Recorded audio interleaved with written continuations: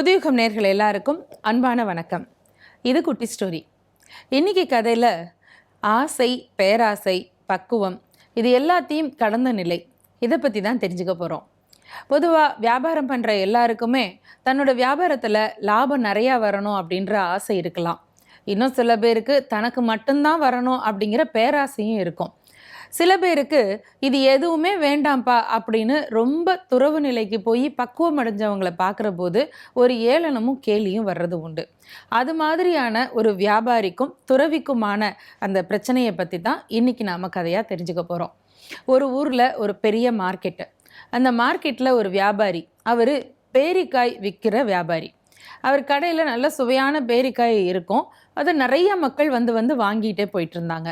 இப்போ வியாபாரம் போய்கிட்டே இருந்துச்சு. அந்த நேரத்தில் அங்கே ஒரு துறவி வந்தார்.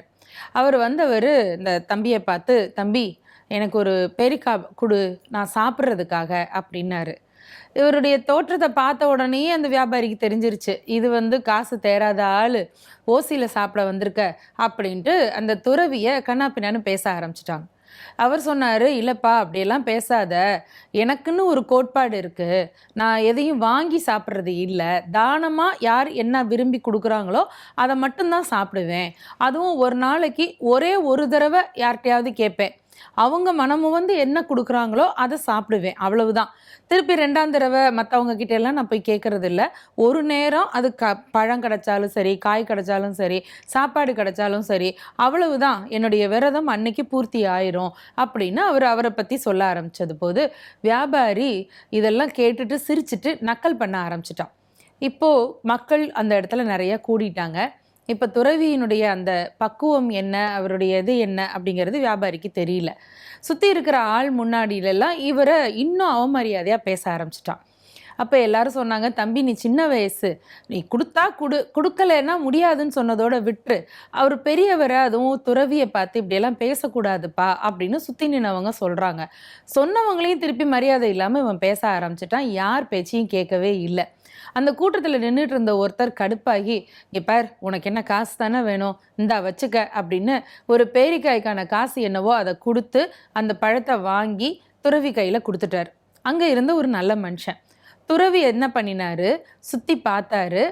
அவருக்கு இந்த பேரிக்காயோ பசியோ அது பெருசு கிடையாது. இந்த துறவரம் அப்படிங்கிறதுக்கான அந்த பெரிய விஷயத்தை, அதனுடைய மகத்துவத்தை இந்த வியாபாரிக்கு, இளைஞனுக்கு புரிய வச்சிடணும் அப்படிங்கிற முடிவுக்கு வந்தார். எல்லாரும் பார்க்க அந்த இடத்துல நின்றுட்டு அந்த பேரிக்காயை கடித்து சாப்பிட ஆரம்பித்தார். சாப்பிட்டு முடிச்சுட்டு அதில் விதை இருக்கும்ல, அந்த விதையை மட்டும் தனியாக கையில் எடுத்து எல்லாரும் பார்க்குற மாதிரி அங்கேயே ஒரு இடத்துல மண்ணில் போட்டார். கொஞ்ச நேரம், ஒரு சில நிமிஷம் அப்படியே ஒரு மந்திரத்தை உச்சரித்தார். பார்த்தா போட்ட விதை உடனடியாக முளைக்க ஆரம்பிச்சிருச்சு. முளைச்சி அது செடியாகி மரமாகி பெரிய அளவுக்கு பூ பிஞ்சு விட்டு பூ பூத்து அதுக்கப்புறமா அதிலிருந்து காய் காய்ச்சி பேரிக்காயும் சாப்பிட்ற அளவுக்கு வர ஆரம்பிச்சிருச்சு. இது எல்லாமே அடுத்த சில நிமிஷங்களில் எல்லார் கண்ணு முன்னாலேயும் பார்த்த உடனே அப்படியே கடன்னு வளர ஆரம்பிச்சிருச்சு. இப்போ இந்த வியாபாரி அப்படியே அதிர்ச்சியாகி போய் நின்றுட்டு இருந்தான். என்ன, இது மாதிரி பேரிக்காயை கிடைக்காது அப்படிங்கிறதுக்காகவும் இது விலை உயர்ந்ததுங்கிறதுக்காகவும் தான் அந்த ஊரில் எல்லாரும் அவனை மதிச்சிட்டு இருந்தாங்க. அவங்ககிட்ட மட்டும்தான் அந்த சுவையான பழம் இருக்குங்கிறதுனால வியாபாரமும் சூப்பராக நடந்துட்டு இருந்துச்சு. இப்போ இந்த துறவியை ஒன்றுமில்லாத ஆள், பரதேசி அப்படி இப்படிலாம் நம்ம திட்டோமே, இவர் பார்த்தா இப்போ மரத்தையே உருவாக்கிட்டாரு அப்படின்னு அந்த வியாபாரிக்கு அதிர்ச்சியாக போச்சு. எல்லாரும் அதை பார்த்து எல்லாரும் வியந்து நின்றுட்டு இருந்தாங்க. இப்போ அந்த துறவி என்ன பண்ணாரு, மேலே மரத்தில் பேரிக்காய்கள் காய்ச்சிருந்துச்சா அதை பூரா பறிச்சாரு. சுற்றி நின்னவங்க எல்லாருக்கும் அதை இலவசமாகவே கொடுத்தாரு. ஒரு கோடரி எடுத்துகிட்டு மரத்தை முழுக்க வெட்டி வெட்டி வெட்டி துண்டு துண்டாக ஆக்கினார். அதை எடுத்து மூட்டை கட்டி கையில் எடுத்துக்கிட்டு அந்த இடத்த விட்டு நகர்ந்து போயிட்டாரு. இப்போ இந்த வியாபாரி திரும்பி பார்க்குறான். அவன் கடையில் இருந்த பேரிக்காயையும் காணும், அது வச்சுருந்த பேரலையும் காணும். என்ன நடந்திருக்கு அப்படின்னா, இந்த துறவி அவருடைய மந்திர சக்தியினால் இந்த பறிக்கப்பட்ட பேரிக்காய்களை மரத்தில் ஒட்ட வச்சுருக்காரு. பேரிக்காய் மரத்திலிருந்து செஞ்ச பேரலில் தான் பழத்தை வச்சுருக்கானா, அந்த வெட்டப்பட்ட மரத்துண்டுகளையே மரமாக ஆக்கியிருக்காரு தன்னுடைய மந்திர சக்தியினால். அப்போ தான் வியாபாரிக்கு புரிஞ்சுது, துறவி அப்படின்னு சொன்னால் அவங்க சாதாரணமானவங்க இல்லை, எதையும் உருவாக்கக்கூடியது சக்தியும் எதையும் அழிக்கக்கூடிய சக்தியும் அவங்களுக்கு உண்டு. அவங்க ஏதோ சோம்பேறித்தனத்தினால நம்மக்கிட்ட தானம் கேட்கல, அவங்களுடைய கொள்கைக்காக அதை கேட்குறாங்க, எளிமையான வாழ்க்கைக்காக தான் கேட்குறாங்கன்றத வியாபாரியும் மற்ற மக்களும் புரிஞ்சுக்கிட்டாங்க.